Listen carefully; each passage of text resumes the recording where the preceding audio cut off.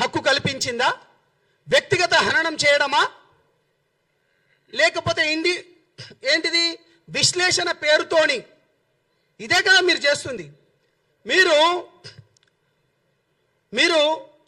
2-3 మాటలు అనే ముందు తెలంగాణ ప్రాంతాన్ని మీరు అనేక సందర్భాలలో తీసుకొస్తారు.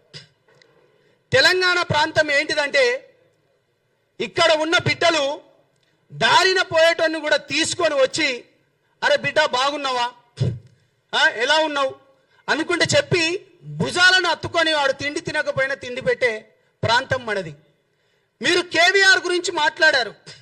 కేవీఆర్ న్యూస్ ఛానల్, ఇంతకుముందు ఒక న్యూస్ ఛానల్, నా మిత్రుని యొక్క న్యూస్ ఛానల్లో తను చేసేవాడు. కేవీఆర్ అంటే కె వెంకటరెడ్డి.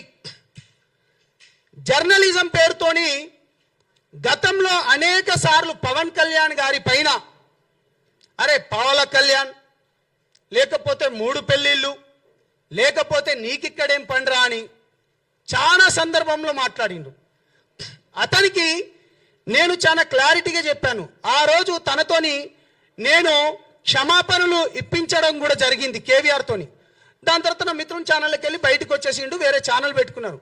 దాని తర్వాత కూడా కారు కూతలు కూస్తూ ఉన్నారు.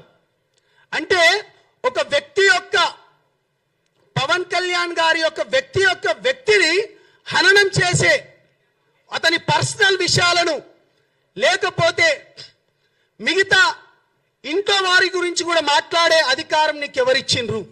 రాజ్యాంగం నీకు ఏమనిచ్చిందా? ప్రొఫెసర్ నాగేశ్వరరావు గారు మీరు మాట్లాడుతూ ఒక మాట అన్నారు. ఏమన్నారు? నేనేం మాట్లాడినా, మీరు ఏం మాట్లాడింది అనేది నేను ఒక మాట మీకు ఒక వీడియో చూపిస్తాను. మీరన్నదే ఈ కేసు ఆల్రెడీ అయిపోయింది కదా, ఇది నేను చెప్పింది కాదు. చషబిషలు లేకుండా నేను నా ఓటుని నేను బ్యాక్ తీసుకుంటున్నా అని చెప్పింది కూడా మీరే.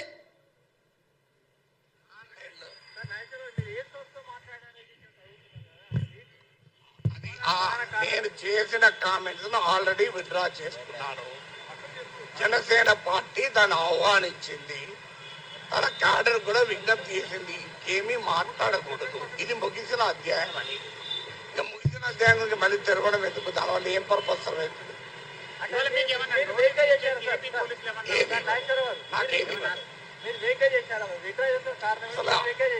అంటే విడుదల ఉపసంహరించిన వ్యాఖ్యల పైన నేను మాట్లాడాను. రైట్ అన్నా, ఈ మాటలు నేను మాట్లాడింది కాదు. చషబిషలు లేకుండా నేను నా వాక్యాలను వెనక్కి తీసుకుంటున్నాను, ఇక పైన నేను దీనిపైన మాట్లాడను అని చాలా క్లియర్గా, పెద్ద మనిషి, వయసులో పెద్దవాడు, ప్రొఫెసర్గా కూడా చేసి రిటైర్మెంట్ అయిన వాడు, ఒక వ్యక్తి ఒక పార్టీ పైన తన వాక్యాలు వెనక్కి తీసుకుంటున్నానని చెప్పిన మనిషి కొంతమంది చిల్లర బ్యాచ్ గాళ్ళతోని ఏ విధంగా పెడతారు మీరు ప్రెస్ మీట్? అక్కడ మీరు ఏ విధంగా పెడతారు ప్రెస్ మీటు? తిరిగి ప్రాంతాల మధ్య విద్వేషం రెచ్చగొట్టడమేనా మీ పని? లేకపోతే ప్రాంతాల మధ్యలో చిచ్చు పెట్టి మీ వెనక ఎవరున్నారు, ఎవరితోని మాట్లాడిస్తున్నారు? ప్రొఫెసర్ నాగేశ్వర్, నేను నిన్ను నాగేశ్వరరావు గారు అనను, పవన్ కళ్యాణ్ గారిని నువ్వు ఏకవచనంతో ఎప్పుడైతే పిలిచినావో నువ్వు నీ మర్యాద కోల్పోయినావు.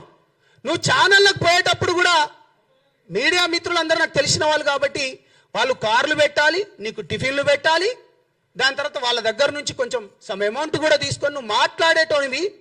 నువ్వేం మేధావి బై? నువ్వెక్కడి మేధావి? నీ మేధావితనం ఎక్కడుండాలి? రైట్, ఇది కూడా మాట్లాడదాం. అంటే కేవలం ప్రాంతాల మధ్యలో రెచ్చగొట్టే విధానంతో వీళ్ళు నిన్న ప్రెస్ మీట్ పెట్టినారు.